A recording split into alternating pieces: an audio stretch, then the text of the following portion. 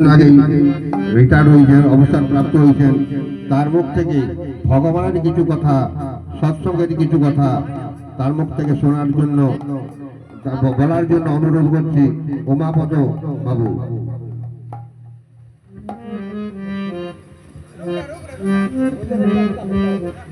Hello hello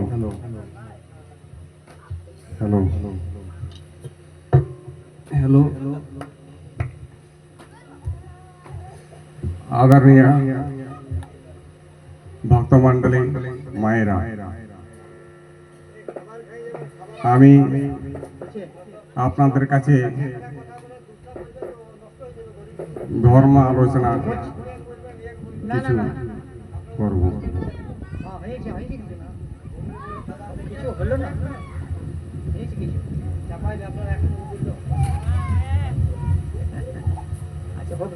এখানে यहाँ पर जो राम कथा हो रहा है, राम कथा में हनुमान आएंगे यह निश्चित है।